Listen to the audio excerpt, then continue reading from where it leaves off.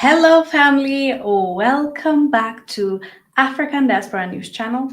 I am Wongel Zelalem, and today we are discussing about the current situation, the escalating situation between President Donald Trump and Maduro of Venezuela.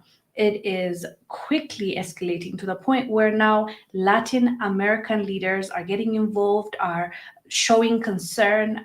They're trying to speak to Trump to basically calm down and use his words. That's actually what the Brazilian president said. I'll read for you the direct quote. In the meantime, we're waiting for more people to join, but it is escalating. And UN also sent out a message showing that it's concern. The general sent a message saying that this is escalating and they're afraid of a war breaking out, which Trump indirectly has been threatening Venezuela, and it's truly remarkable. It's incredible to watch this in 2025, and not a lot of voices are speaking up. Of course, there are those like China that spoke out. They are against it. They are calling out Trump, and they're saying that this is not right. Respectable, but not enough people not enough countries are speaking out, especially now that we know in 2025, even though the claim is that the US is concerned about the drug situation in Venezuela and how it's being used. We all know what is behind it. And yeah, we're gonna dive into it. What exactly is at stake? What is Trump trying to do? And what is the people of Venezuela, as well as the people of America, are saying, according to a survey that was done just recently. I'm seeing you are joining, more people are joining. Hello, XOXO. Welcome to African Diaspora News Channel. It's showing me that you are a new member. Oh my God, traveler, I cannot say that out loud, okay? Guidelines and algorithm will not allow me to say that. The algorithm would not like that. Karimo said, greetings family from Africa. Hello, Karima. Super Batman said, Latin America, Caribbean islands. I guess that's where you're watching us from.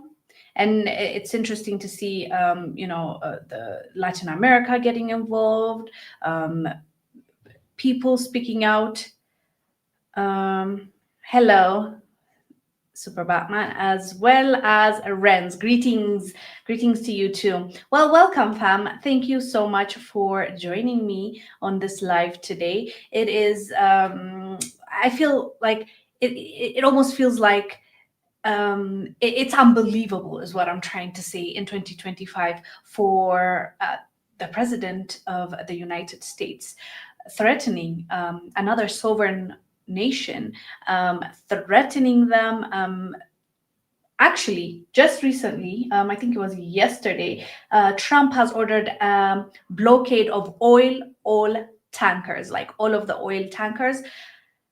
Yeah, he has done that, and Maduro responded to that, of course, and he said, quote, this is stealing the riches that belong to our homeland, end quote, which is true. It was all about oil all this time, and this is what, if you remember, a few months ago when Trump first started talking about the drug situation and he's trying to rescue Venezuela, he was talking about regime change and all that. This is what Maduro said, and he called it out.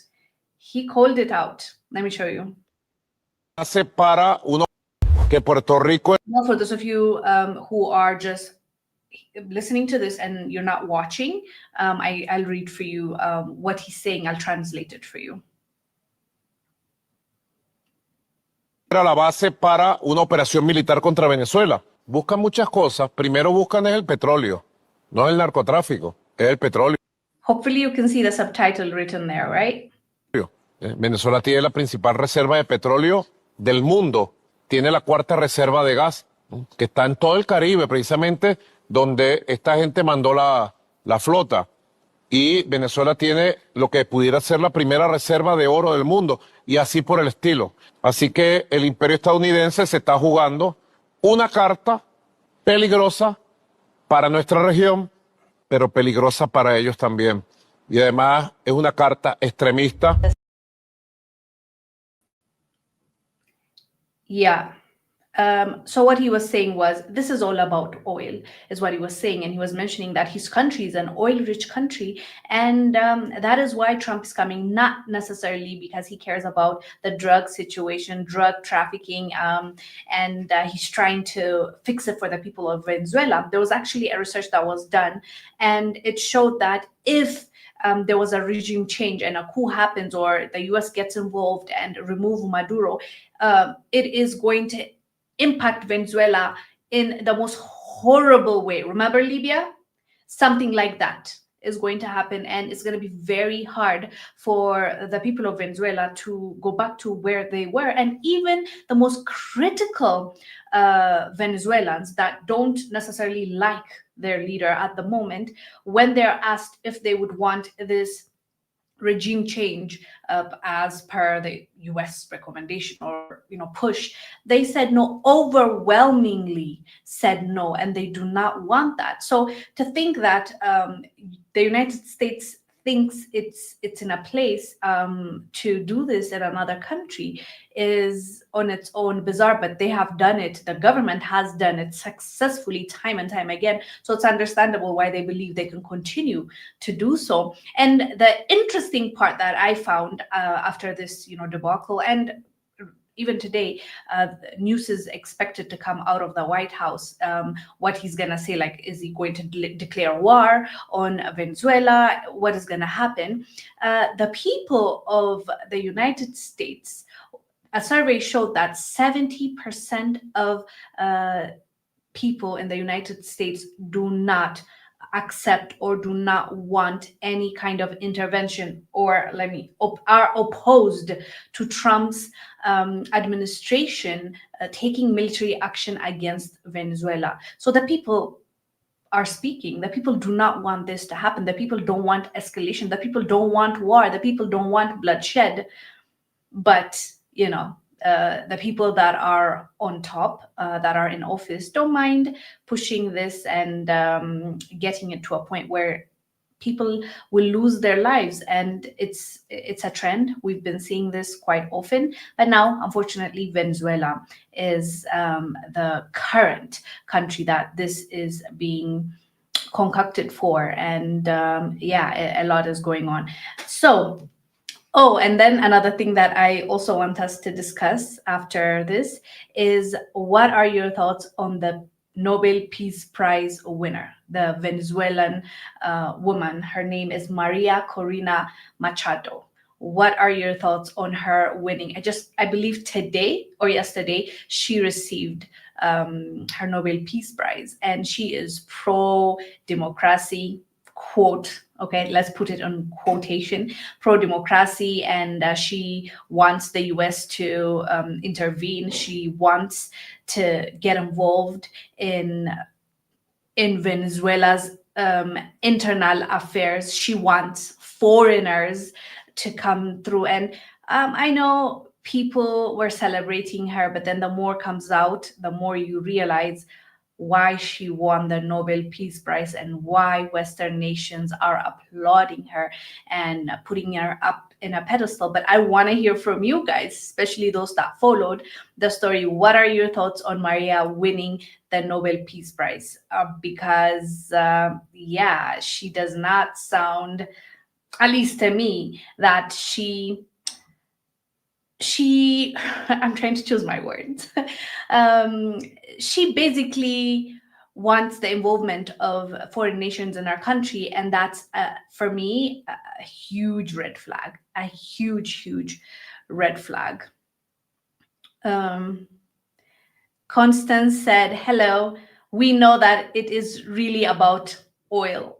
Yes, yes, we know. And it's thank God for the age of information and social media.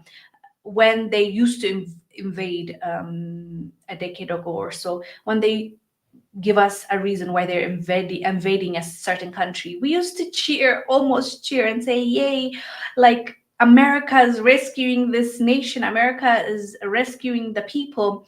And then once America gets in and gets out, the resources gone, it's chaos, total chaos in that country. The leader has been removed, the regime has been changed, but the situation gets worse. And those countries, till this day, are trying to recover from the problem, quite honestly, the troops have caused. And a lot of the US troops, let's give them a little bit of credit. Once they at the very least retire or they're out of the system, they start to realize that they may have made a mistake. They may have caused more trauma and more trouble to a country. They thought they were just defending their country and their people, but then they realized they were just defending capitalism, not necessarily, the actual people, because at the end of the day, they're not the ones benefiting from that. So yeah, a lot of troops end up with, PTSD, or they'll come and share with us all the things that they have done and they regret. So a lot of veterans speak about that. And unfortunately, they're not even being taken care of in the United States. US spends so much money outside of the US funding war, funding, let's say giving out aids, in quote, okay, aids and funds. But then its own veterans that it used to conquer the world, they don't even get treated well. They're not even being taken care of. It's so bizarre to me. Hello, AOH said, Maria Corina Machado is just the latest proof the Nobel Peace Prize is fraudulent. Yeah, especially after I heard her speak. First, when we heard she won, it was like, yay, let's celebrate her. It was so emotional. And then once you do a little bit of research on her, you're like, oh, I see why you're getting this money. I see why you're getting the Nobel Peace Prize. It's also to push, and the timing. Don't you find the timing suspicious?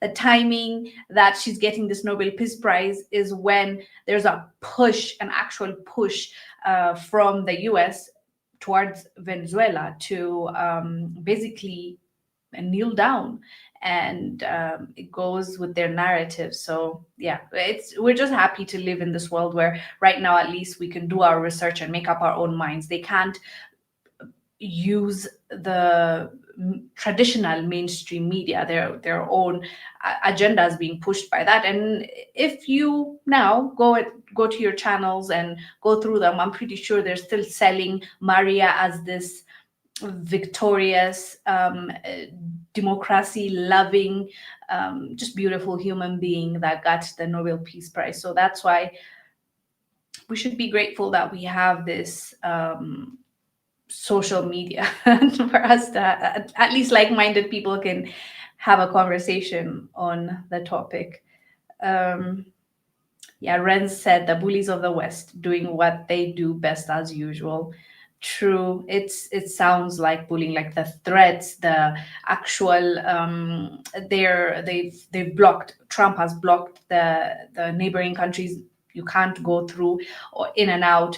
That's why Latin leaders also voiced, which reminds me, I wanted to read for you a direct quote of some of the leaders, what they said about the situation. And that's why they're kind of also scared, because if this escalates, it's going to impact the region. It's not just Venezuela that it's going to affect, but people that are around living in that area. It definitely is going to affect them. I'm sure I have it here. So as I'm looking for that, let me know your thoughts. What are your thoughts? Because as I said earlier, 70% of people in the United States do not believe in exerting, involving themselves and sending the military to Venezuela. I see some of your comments. Sol said she wants, by she, I'm sure Sol meant Maria, she wants to sell off the resources to American corporations. The sad part is the majority Global South won't boycott the World Cup. Yeah, That's the thing. The first red flag for me was when I heard her talk about that, how she's like, oh, I'm going to open up the economy. We need to open up the economy and, US corporations and blah, blah. I'm like, okay, girl, we see you. We see you. Yeah, definitely. It's very sad how you can do that to your own country. It always amazes me. Money truly is the root of all evil, I guess. They are right about that. Oh, I think I found it. What this is the one I wanted to read for you. So Brazil, I told you some Latin leaders spoke out and they showed their concern. So one of the people that was vocal about this was the president of Brazil, Luiz Lula da Silva. He said he was concerned about President Trump's attitude towards Latin America about the threats. The power of the word can, this is what he said to him, the power of the word can outweigh the power of the gun. If you are interested in talking to Venezuela properly, we can contribute. Now you have to be willing to talk. You have to be patient. And so basically, what he's saying is, let's use our words. Let's use our words. We don't have to pull out a gun in order to solve this. And he was actually addressing Trump directly. He was talking about Trump. And this is what the Mexican president, Claudia, said. Quote, where's that? Called on the UN. Yes, the Mexican president called on the UN to act to prevent violence in Venezuela and said it has not been present. It must assume its role to prevent any bloodshed. And so they are calling out the UN. UN also addressed this and said like it shared its concern. But as always, the US will do what the US wants to do.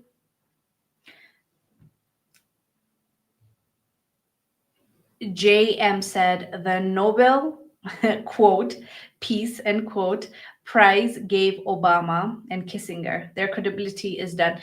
Definitely with you. Now, if people were doubting and asking questions, now here's your answer. Yeah, it's so flawed. It is definitely flawed. Sol said there's a Russian tanker on its way to Venezuela, I believe. I actually did not know that. Okay, before I came here a few hours ago, I saw that China made a statement. They actually gave a press conference and they said that they are with Venezuela and they support Venezuela. And as you know, like Venezuela is an oil-rich country, and if Trump continues to blockade the global what is it called, the global price is going to go up. Not just China is their biggest, I believe, buyer of their oil, but globally it's going to impact the oil price. So Trump is quite literally playing with all of us, by doing this. But the beauty about how Trump is handling it and what people are responding is totally different. The people of Venezuela, even the ones that don't like Maduro, they're supporting him. They're saying, we don't want this, stop it. And they also, I believe it was Al Jazeera, I could be wrong, one of the media outlets covered how the people are doing right now as we speak. And they're living their lives. It's business as usual. They might want us to think like life has stopped, but no, not really. Even the where was it? Yesterday, US has unalived. Let me not say has unalived 4 people in a vessel attack, and the claim that US is making is this was a narco-terrorist vessel that they have blown up. But Maduro's response was basically that is not true, and we can't say it's his word against his, because there are some evidences as like some officials were caught speaking about Venezuela's oil, the fact that he has blockade, the fact that they keep mentioning oil. It's not, I mean, the world can see that this is not about narcotics. So yeah. Let me see if I forgot anything. Yeah, by the way, I saw a report that showed that as much as they want us to believe it's such a chaotic area and Venezuela is like there's chaos there, according to reports, 95 people were unalived, and those 95 people allegedly were unalived by a US military troops. So even the chaos that is being reported on is being caused by foreign troops, US troops. For those of you that are just joining, I want to show you Maduro's. Hace para una operación militar contra Venezuela. Buscan muchas cosas. Primero buscan es el petróleo, no el narcotráfico, es el petróleo. Venezuela tiene la principal reserva de petróleo del mundo.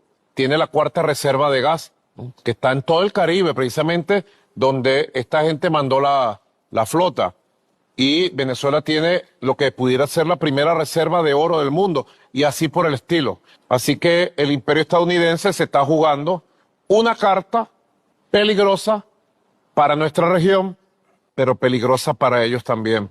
Y además es una carta extremista.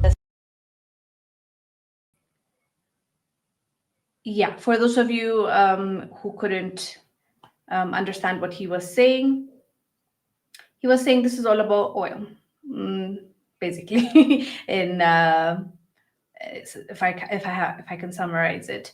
Hello, Susan. Welcome. Wamo said Mr. Orange keeps claiming to have the most oil. Maybe he means other people's, other nations' oil. That makes sense. That makes sense. But yeah, if anybody's watching from Venezuela, please, I would love to hear from you. Drop a comment. If you're also from any Caribbean country, please let us know as well, because the region is just affecting the whole region and not just Venezuela. So yeah. Oh, another thing I forgot. When Trump was pressuring Maduro and asking him to accept his terms, Maduro rejected those terms, and he called them, quote, "I'm not going to accept this slaves peace." So this reminds me of the late Magufuli of Tanzania, when he was being pushed and pressured to sign contracts to basically give his port, Tanzania's port, to foreigners. He said only a fool will accept this kind of terms. Or I think he also said a drunkard. Only a drunkard or a fool will accept these terms. Some terms or contracts you just have to look at and just laugh and say no to. Same thing with what US is trying to do, like the peace deal, the deal that they're trying to bring about between Egypt and Ethiopia. Ethiopia keeps denying or rejecting it because it's not beneficial. Sometimes some leaders forget, or maybe because they're paid behind the scenes or they're puppets, they don't realize that they can say no. Come up with a better term. Come up with a contract that benefits both me and you, you know? Yeah. AB said, it's dangerous to have oil nowadays. Nigeria. I hear your point. Nigeria also is going through some stuff. US also has its eyes on Nigeria. But then, you see, we have to also reclaim the narrative. People keep saying, it's whenever you have natural, which is true. People say that because that is true. Whenever you have natural resources, especially if you're a smaller country, the bullies come together and they gang up on you. And it's very hard for those nations to survive, especially if they have leaders that will bow down just like that. The reason why there's a back and forth right now is because Maduro says no. He's rejecting the push. He's rejecting to accept, to just allow them to do whatever. But you see, we also have to change it. Like, when you know that if anything, you would assume that when you have these resources, you will have the upper hand. You get to demand, you get to ask, you get to request what you want for your people, and you get a great deal, right? But that's not the case in many countries. But with that being said, there are countries that it's working for, like the Middle East. They demand for a fair trade, and not just a fair trade. I saw somewhere that I have to confirm that about out of the 100%, they always demand to have at least like 51% or something like that. They always demand, if you're a foreign contractor, multinational, a company, a nation trying to come in and buy from them or extract oil or do anything, they demand to have the majority of that company, or the majority of the profits. So, or the national, they basically demand for their right. That is their right. That's their place. So they have the upper hand. They demand, and if someone is not willing to pay that much, go, fine, buy. Someone else will come and get it from me, or take it from me, or buy it from me. So that's how they were able to develop their countries. That's how they were able to grow their countries to the point where now people are running to the Middle East. Not all of their countries, but most of them, and they're helping their own people. Have you seen their systems? I know they are brutal towards our people. Like if you're black and you're there, it's hard, especially African countries. It's extremely hard for those people to be treated fairly, be paid fairly. But for their locals, they make sure that they eat well. They make sure that they pay them well. They make sure that they have all their necessities and needs met. All this because of their resources, right? So I know you're saying, AB, it's dangerous to have oil nowadays, and you're also mentioning Nigeria. But look at the other countries that successfully benefited from their natural resource. Why can't it be us? But the good thing is, as I keep saying, at least in Venezuela's case, they're pushing back. They're not bowing down. Unfortunately, the powers they're going against are more powerful, but they also have allies like China and Russia. So we'll see how that goes. We'll see where this leads. But yeah, the escalation is quite scary because it's really going rapidly, and it's fast. And yeah, it's interesting to follow, though, to be honest. Let me see if there's anything